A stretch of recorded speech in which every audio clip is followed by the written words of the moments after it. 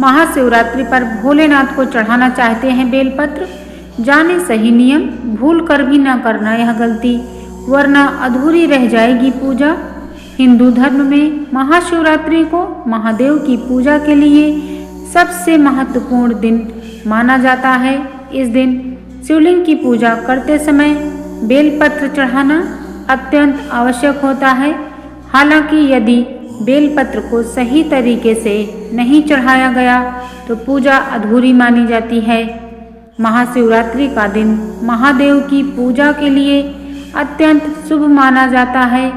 मान्यता है कि इस दिन जो व्यक्ति सच्चे मन से भोलेनाथ की आराधना करता है उसकी सभी इच्छाएं पूरी होती हैं। पंचांग के अनुसार फाल्गुन माह के कृष्ण पक्ष की चतुर्दशी तिथि को महाशिवरात्रि का पर्व मनाया जाता है। इस वर्ष यह तिथि 26 फरवरी 2025 बुधवार को है। इस विशेष दिन पर लोग भगवान शिव की पूजा के लिए शिवलिंग पर फल, फूल, बेलपत्र आदि अर्पित करते हैं। बेलपत्र का पूजा में विशेष धार्मिक महत्व है, इसलिए बेलपत्र अर्पित करते समय सही विधि का पालन करना आवश्यक है, अन्यथा पूजा अधूरी मानी जा सकती है। आइए बेलपत्र चढ़ाने की सही विधि के बारे में जानते हैं। नंबर 1, बेलपत्र के लाभ। बेल के पेड़ को सभी सिद्धियों का निवास स्थान माना जाता है।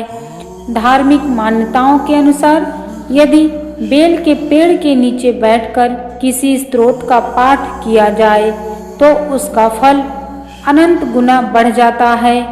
इसके अलावा भगवान शिव को बेलपत्र अर्पित करने से हमारे सभी कष्ट समाप्त हो जाते हैं और भगवान शिव हमेशा अपनी कृपा हम पर बनाए रखते हैं। नंबर 2, बेलपत्र कब नहीं तोड़ना चाहिए। शिव पुराण के अनुसार कुछ विशेष दिनों में बेलपत्र तोड़ना निषेध माना गया है।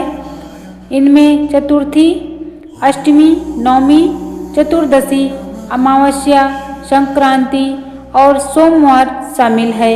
यदि आपने पहले से बेलपत्र का उपयोग किया है तो उसे धोकर पुनः चढ़ाना संभव है। नंबर 3, बेलपत्र कैसा होना चाहिए।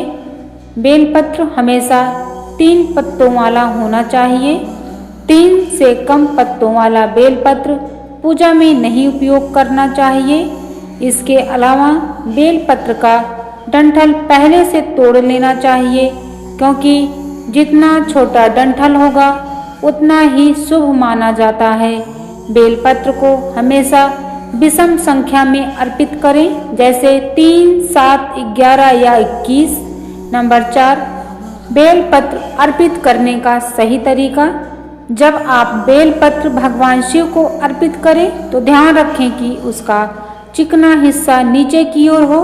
इसके बाद ओम नमः शिवाय मंत्र का जाप करें। आप इस मंत्र का भी जाप कर सकते हैं। त्रिदलम त्रिगुणाकारम त्रिनेत्रम च त्रिधायुधम त्रिजन्म पाप संहारम बिल्वपत्रम शिवार्पणम। नंबर 5, कौन सी बेलपत्र ना चढ़ाएं। यह सुनिश्चित करें कि आप शिवलिंग पर कभी भी गंदे, दाग धब्बेदार या कटी फटी बेलपत्र ना चढ़ाएं। ऐसा करने से भगवान शिव नाराज हो सकते हैं। शिवलिंग पर बेलपत्र चढ़ाते समय इन बातों का रखें ध्यान। शिवलिंग पर बेलपत्र चढ़ाते समय कुछ बातों का ध्यान रखना चाहिए। सबसे पहले बेलपत्र को अच्छे से धो लें, फिर चंदन या केसर में गंगा जल मिलाकर एक पेस्ट तैयार करें और पत्तियों पर ओम लिखें। यदि चाहें तो आप बिना लिखे भी इसे चढ़ा सकते हैं।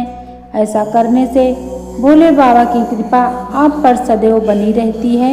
महाशिवरात्रि पर शिव जी का आशीर्वाद प्राप्त करने के लिए बेलपत्र से जुड़े इन उपायों को अवश्य करें, ताकि भोले बाबा की कृपा और गौरी माँ का आशीर्वाद सभी भक्तों पर बना रहे।